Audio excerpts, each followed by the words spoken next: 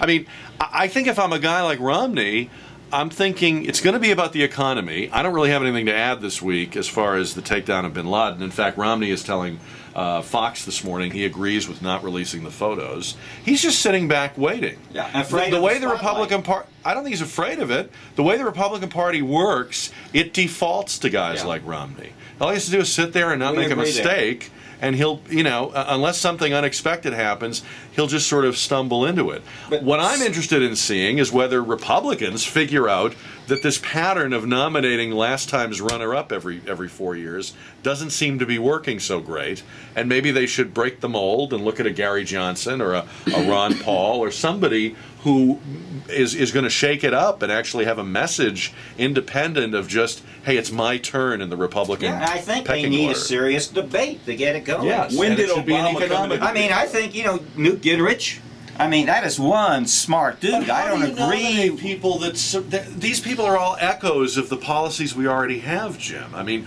Romney, Gingrich, these people are all going to say they would just do things slightly different. They'd make the government slightly smaller and taxes slightly lower. I mean, a real debate would be a guy who comes out and says, I'm a libertarian. I don't think taxes should be set at a rate to support the government. I think the government should come down in size to the point where it can afford to live on what we take in. Didn't we have some of those voices last night? You did, and we have to mix it up. Well, but I think that's why the focus group chose Kane last night. He was talking about revamping the tax system. The tax code in this country is a complete joke. I mean, it is a complete joke. Nobody understands. I don't think my CPA fully understands the tax code. And it's outrageous. And you've got to reform that. And I want somebody that's going to come out and give me real reform of the tax code. And I think if you do that, maybe wipe out half of the IRS, which I'll probably get audited now, but if you wipe out about half of them, that's going to save you a ton of money. You've got to make the tax code simpler. You know, and sometimes these so-called fringe candidates do a great public service by positioning the debate, you know, and getting those issues and that dialogue on the table. You know, and now if some folks like Romney and Gingrich, you know, would just come to the table. Do we have a problem, Dr. Ali, and you're most qualified in the room to answer this? I mean, you encountered some things as a candidate that I'm sure made you wonder, why am I doing this? I mean, you know, I'm getting my head kicked in here. So imagine a really talented, capable, smart governor, for example, saying, you know, I've got a nice family, I've got a nice life, I've got a nice home. Why would I go through this carnival ride where intelligence gets insulted, where everything's got to be boiled down to a 12-second soundbite? Look at the people we elect. We're not electing our best and brightest anymore. I mean, is the process scaring away the very people we say we want? Yes, it is. Not only the process and everything that you have said is scaring the right candidate, but the cost is enormous. And it's going to take now, this year or any year, I guess the trend is very clear, is going up billions of dollars to have a successful presidency run. So I'm not sure that is a very daunting task.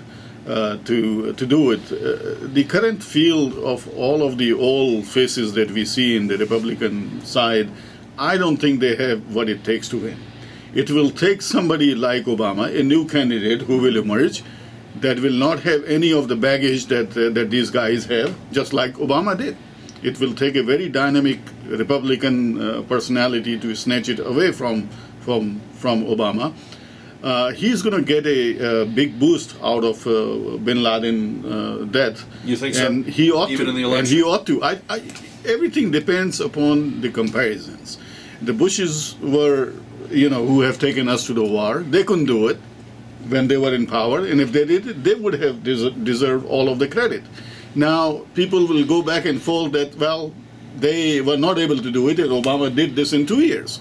Whether, you know, he ought to get the credit or not, but as he said, Joe said, you know, when you are at the power at the top, you deserve all the blame and you deserve all the credit. So I think it will have to be somebody, a new person who will have new ideas, who will not have all of the baggage that these Republican older people have, and he will have the power to raise a lot of money. But isn't it funny? But again, it all depends on the economy. This event will So we be need forgotten. the money. We need the money of Trump, but not Right. Trump.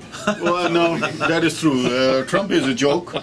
I'm not sure We if need he. Rodney's looks, Trump's money, Yeah. Michelle Bachmann's chutzpah. All as far as Trump is concerned, I like where you're going with that. you know, all he can do is to borrow more money, to make more money, and he's here up to. Well, he'd be up the to perfect neck. president then. That's Right. what we do. That's what our country does. Absolutely, but wouldn't Obama be? Isn't he afraid though that approval rating did not go up as high Yes. as say Bush? Right. When he was at 90%, I That's what I'm think, saying. and I mean even with this, his approval rating is still what 58%. I think the latest poll showed it didn't go up, and you didn't get that extreme boost that other presidents have But as had. the Democrat in this island, let me just say, no, President Obama, we're responsible for this economy right now, so this is not a ticket out of that. Yeah. It's going to be about the economy. It's all about economy. We'll come back with a lightning round on Gang of Four. A few more minutes with our gang and with you at 599-5555. In the newsroom, Karen Klaus.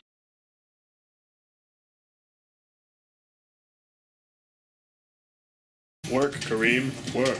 I'm working very hard, sir.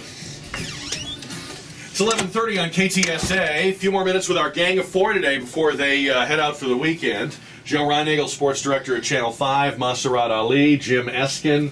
All right, on our lightning round on Gang of Four, the Texas House of Representatives, Dr. Ali, you could have been there, has passed a resolution. They passed it on Tuesday, commending President Obama and the intelligence personnel and the military personnel who brought Bin Laden to justice. But some Republicans in the House said they would not vote for the resolution because they said it's like expressing support for all of the president's foreign policy.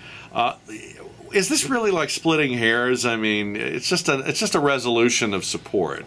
It's the Texas House of Representatives. No, I think really. we got to keep the politics out, and this is not the one that we have to be Republican and Democrats. At this hour, the country has achieved its greatest victory that we have seen in so many years, and finally, somebody can say that justice is delayed but not denied. Yeah. And it is the right thing for the president to go out there and give a morale boost, and let us keep the politics out and give him the credit that he deserves. If they passed a resolution for Bush on 9/11, I don't know if they did or not, but if they did, then you pass one for Obama now. Why do we need to pass a resolution? Why don't I just say congratulations? Everything else is great, Joe. They've balanced the budget. They've solved all the other problems. Is that what we sent them there for? Do we not have some real state budget all their crisis? other work is done. Call the White House and say congratulations. Why do we need to waste our time with a resolution? It's all taken care of. Please, Dr. Ali, I don't understand that. So you can vote no and yes. They've already retracted, backed it down, never mind, we didn't mean it, but there was briefly yesterday a great story out of the White House about a possible plan, a proposed plan called VMT, Vehicle Mileage Tax, where they would tax drivers by the mile with black box technology under the hood. You would pay your mileage tax at the gas pump. This is on top of the gasoline tax and other taxes. I just brought it up briefly yesterday and the phones exploded. Now the White House is saying this is not a serious proposal, never has been, it's not a bill. In fact, it was just a low-level guy running it up the flagpole. But it's interesting to think that you would even let this idea see the light of day, isn't it? I mean, come on. Yes, it's completely nonsense. I mean, what is next? They're going to start measuring how much oxygen we breathe? Great, thanks for giving them that idea. Don't hold your breath on it. I'm going to remember that Dr. Ali said that when we get that tax. This is a very bizarre story. This was a big topic this morning on KTSA. A jury, I should say, yesterday came back with a guilty verdict in a drunk driving case. But what's interesting about this case is that they found the driver of the car guilty even though she did not cause the accident. This was the driver of the car in which Nicole Smith was killed a few years ago. Remember, she was the young woman who was not treated by paramedics in the wreckage. They presumed that she was dead, and in fact she was still alive and did not receive treatment for a number of hours, actually survived into the next day, even though they had declared her dead and pulled a sheet over her at the scene. Well, the driver of the car she was a passenger in has now been convicted of drunk driving, even though in the accident, the other driver of the other vehicle, also drunk, was the culprit. What is the point here of convicting this driver, who is not at fault, whose passenger was killed? What do we gain by convicting this person of drunk driving? And by the way, it's just going to be a probationary sentence. There's no jail time. What are we doing here? But was she drunk? They're saying she was. And I think you have to. I mean, she was driving drunk. I mean, I think you have to convict her. But you got the other person who caused the accident. Doesn't matter. She was driving drunk. I mean, that's something that I think people have got to realize. If you're driving drunk, you get caught, you've got to be convicted. And I don't think it's because she didn't cause anything. She was drunk behind the wheel of a car, and I think you have to convict her. Mm-hmm. Would you have given her more than probation then? Because we certainly give drunk drivers more than just probation. Yeah, I'm not, to be honest with you, not familiar with the details of that case. But I think if they know she was drunk, she was behind the wheel driving, I think you have no choice but to convict her. All right. Katie Couric is leaving the CBS Evening News next month. It has not worked out. Are you guys relieved about that? Yeah, we are. We're pretty happy. Not been a ratings blockbuster for you? I'm pro Katie. And she's going to be, according to TMZ.com, don't know if this is true or not, they say she's got a deal with ABC. She's going over to ABC, where she will host a daily one-hour talk show. Does this sound familiar? And we'll also report for some ABC News programs like 2020. The deal will not begin immediately, but probably in the fall of 2012. What happened with her? I mean, she was America's sweetheart. She was #1 on the Today Show.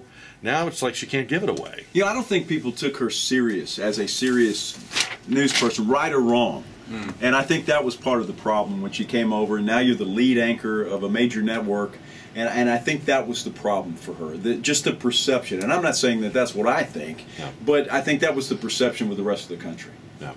All right, and according to a new survey, this is the headline, Texas behind nation in sex education.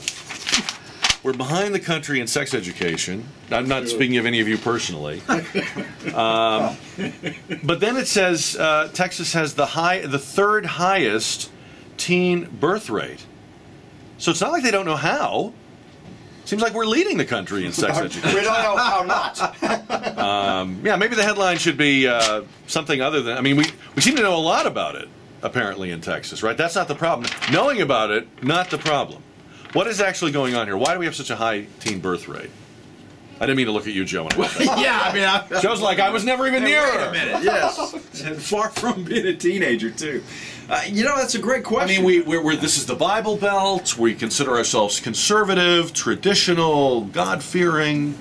That really doesn't fit, does it? I think, and then just looking back, because I do have memories of when I was a teenager, you're bulletproof at that age. And I think kids, they get in situations where it's not going to happen to them, and unfortunately, it does happen to them. And I just think there's more of us, #1, that can get pregnant, I guess. So, I don't know. It seems to me that we always think, when we look at teen mothers or teen birth rate or abandoned babies or any of these terrible social ills, we always seem to think that what we need to do is teach the kids more about sex. But what really is missing here is judgment. Yeah. Not and knowledge. safe sex. But that's judgment. Yeah. The technique or the know-how is obviously there, right? I mean, why don't we just come out and say it? We are afraid to teach that something is right and something is wrong.